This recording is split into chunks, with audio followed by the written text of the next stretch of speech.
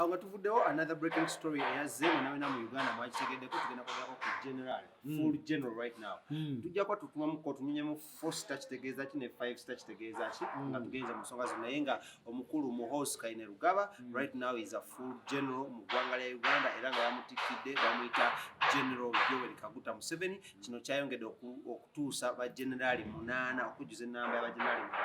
8 oluvannyuma badde bakendeddemuko naye kati baddamu ne bakyuka n'omukulu Major no Lieutenant General naye mutumiddeko gwe bawadde Muhanga commandant for so no mukwano gwange mutabani we namukolerako ebifaananyi n'asiima so na agalo bakolera ebifaananyi mujje ku Kilimanjaro Studios kankayiseo mbagire mbakolera ebifaananyi jaja president so twale congratulatory message eri omukulu General Muhoozi abali mu bintu bya Muhoozi twali twakiraba nti kati abuzayo ejjinje limu tugende ku next journey babu tuna gye tulaga palapase wanjawulo ku actions rewind palapase journey eno journey petwakimanya nti one time kati lieutenant general ti kati alina okuba general kubanga ogenda ofuga eggwanga toyinza kujjanga oliko incomplete muki mu secret kyovola banga besigye obwa president bwamulema nga basejjusa bajjeno baga oyagala jjoga jeno kimanyi jeno okukuba jeno bakuba battalion namba okutuuka ku jeno omu so jeno ya highest rank esembayo kati woba ogifunye kitegeeza ocommandinga air force ocommandinga land sea all armed sectors abo be bajeno kakati oyingira mu byobufuzi ng'olina power ku magye kubanga jjukira amagye order ni order kati jeno kuba odalinga ekintu n'ogaana ekitegeera oba owedde naawe kati wojja ng'olitayalinga from public service kati yalitayalinga almost kubanga bajjeno omanyi bakola mirimu ki ayina ekyangeri era wetugenda okugenda kakati ye nga Muhoozi then ayingire mu general service kati yegatte ku tiimu y'emukulu ng'emaze okutalaga ekyalo kyonna Uganda yonna kati ateekemu retirement eri bamute ajjeeno ng'ate already general destination yammwe yeriwa Entebbe mu ntebe oba Magere mu ntebe entebbe mu ntebe Magere veko naawe abali ku bya Ukraine ekitegeera banoonyi basikulapu mu Ukraine yes ate nkulimbye tudde ku ntebe mu ntebe kati eyo plan omulabi w'omugiraasi gy'olina okukola ki nti Museveni omutweti nti azimba capacity jjukira tayagala kulabikanga ateekako obuteeso omuki omwana okitegeera kati zino tweet zolaba Muhoozi zatandika okusokola ddalu liraga nti kati ndi mu charge muzee kati ddala ndi muki tekinange ekyo kibakuba oba is it part of the plan kyayambye mu diversion nti senga Museveni yakedde nga olunaku lulino nti Muhoozi ali promoted senga tomumanyisa babulanyi senga ali ku Twitter bannange international community muyambi era bannange tugwawo eseweddewo hakati laba tweet zino wezijja ziringa eyazikoze intentionally kuba zabadde sarcastic era akimanyi zijja kuggwera mu apology kasuka tweet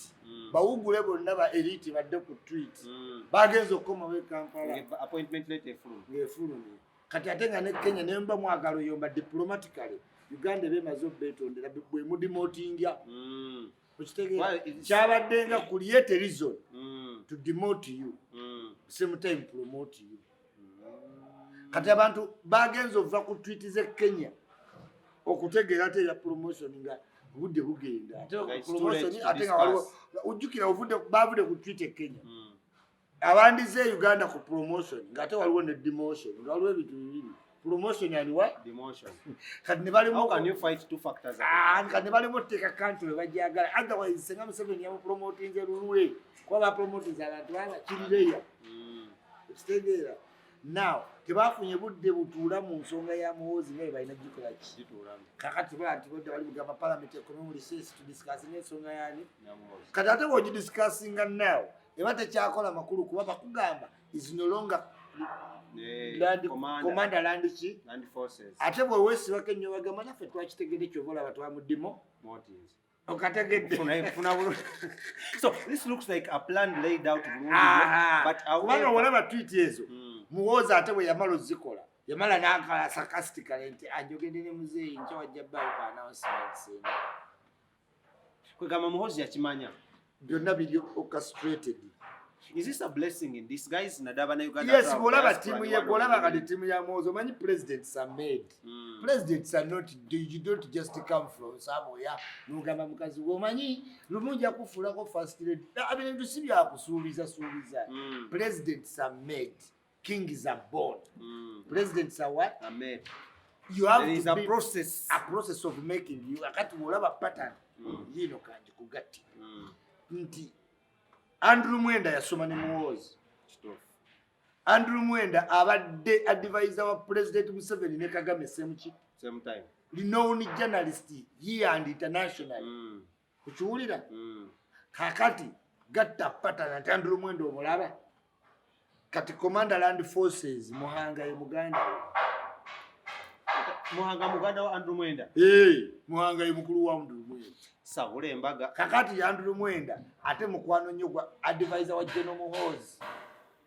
Olaba kyegamba nti bo ba building down up. Naye mwagala up ate muloke mulowooze ku ki nti mwagala sema Bobi Wine afuke president ate Bobi Wine abakubirize mugende mwesimere ku bwero sinabo bufoto bukole ki yet mwandibadde mwajja mukola ki mulya wansi mulya wansi Museveni agenda okujjukira nga wansi yonna baamukola ki tolaba mu Kampala kye baamukola baamukuba ku kanso ku ki konna kuba baamuva down up yakitegeera yakitegeera naye ye process eki entuufu kati olaba gyegattidde Andrew Mwenda nti ye advisor wa Muhoozi amuli ku lusegere ku kiddo kati ate muganda we ye Commander Land Forces Mbasumba ddi abadde ttaano wa taata we emyaka 8 ye CDF okitegedde kati building a capacity mu media NBS bakanale ba Isabella Tugume Lushire nkufuna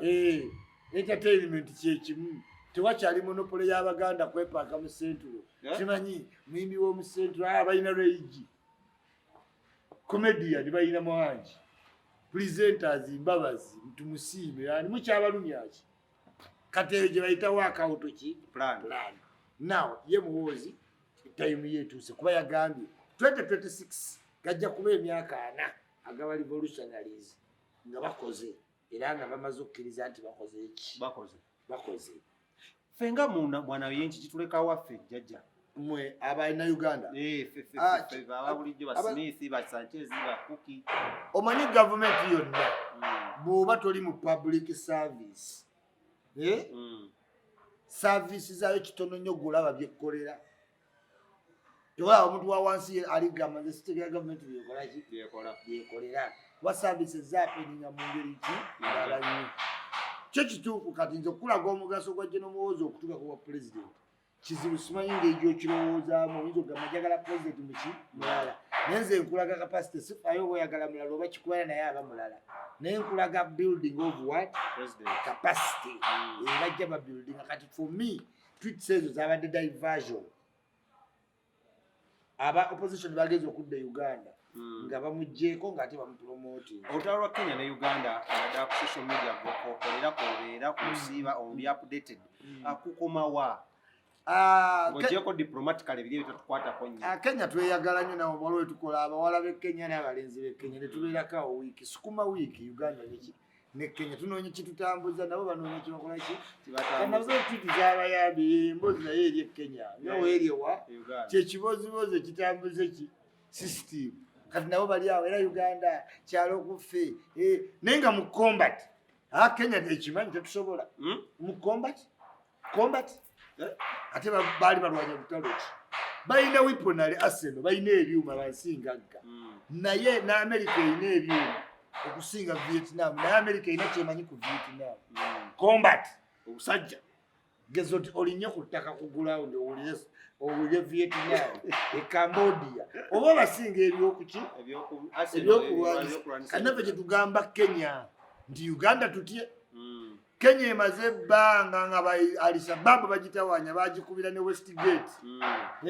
nali nkyasoma nosoma yalemwa ogenda wadde okudominatinga Somalia ani ali Somalia Uganda ani ali Congo Uganda ani abadde Rwanda Uganda Burundi Uganda Central African Republic Uganda kati Kenya yagala tugamba ki mukomba tituli babi ekyo kyo Kenya kirize Mulife don't run. Ku Uganda ne Kenya ani mulife. Kenya ye mulife of course. Mulife don't run. Kenya kati akatwiti obutwiti ne kabatuza sinanyaga abyodoro tunatani kumachinga amaje ku border. But all in all we are friends with Kenya. Tewali chamanyi. To be honest ezo bazita reckless statements. Na president yagenze maso nakola apology on behalf of General Muhoozi. General Muhoozi nga commander land force ngoyagala kukulembera gwanga si kirungi oteeke bantu mulaiti nti ebintu ebyogerwa bikufaanana oba okitegera kuba bakulitiki kibali eno tukola oli mutamiivu oli olawuze ate nawe yennyini n'ogera n'okola ebintu ebiriki more of the same abakulwanirira oba otuteeka mu position eki enzibu yes kamusajja buli wali boza jeno mutamivu jeno gundi ate yenyini yawandika juzi nti ali nange nnyo omwenge nensabize bulungi Museveni ngenda bala mu konseno yonna ine engeri gyoba politiki basis yokukola ki yokucriticizinga as a president oyina characters oyina otambulirako era kyoba bali abalala tubaganye tubagambe neeyisa yammwe tefaanana y'abakulembeze ate gwe nawe toyinza kukola waasi. Kale, congratulations once again, General Muhoozi Kainerugaba, upon your appointment. Abana bagambye buno kati obwa General wawumaze mbubuzayo bwa General Manager. 4-star ne 5-star byebiki ebyo olina ky'obimanyiiko nga gwe? 4-star ne 5-star kite 5-star y'abaasembayo okudda ku field marshal. Naye ranks z'amagye ze mbeera mu bayitira ne nsasula neki. Kati olaba tulina ba General 8. Jeno kuranka ya jeno wotukira ku jeno oba osomye emitendera gyonna egy'amagye oba osobola okukomandinga olutalo nga toli mu lutalo nga olaba ba jeno ba America babeera mu Pentagon naye nga bakomandinga olutalo kati yo capability ne capacity okitegeera okureadinga mind y'abasirikale okumanya coordinates olina okuba olina military science library ng'osomye ebyafaayo ng'olina ebintu ebirireetinga ku ntalo z'ogenzeemu era mu America oba bano olutalo bagamba Jeno gundi yagenda olukulembera yali mu lutalo lw'egundi ekitegeera yali Afghanistan n'avaayo n'agenda e Kuwait yakomandinga battalion weti ne bakuwa update watuuse kati ba Muhoozi ba Jeno lwakuba Bannayuganda badde tebannategeera nti military yatuukamu education kati tetukyalina ba Jeno olw'okuba yeetise nnyo emundu kasireki gwanga ojja sigala kuba kopolo tetulina kyakukola kati bano basomye technology tracking military science bajja bayita courses sobola amagye teryakaayana naye ate abatamanyi ku byamagye yebakola ki era simanya atikkidde mwana we leetayo owuwo ayina ebintu nga ebibye tumuwe.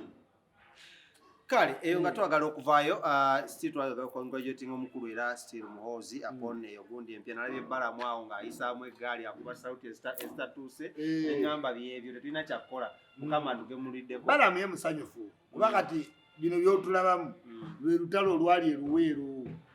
kati balamu mujjukire okuva ddadda ng'atandike tuli ku Museveni ng'era yeesiba ku Muhoozi kati kwe kulwana be bagenda okubeera wali mu gavumenti weewuunyo bamwe kiministry kya entertainment ikyuli abadde apangisa be bannannyini bizibu nga ffe tuli ekkololo ffe tuli mu lutalo olwedde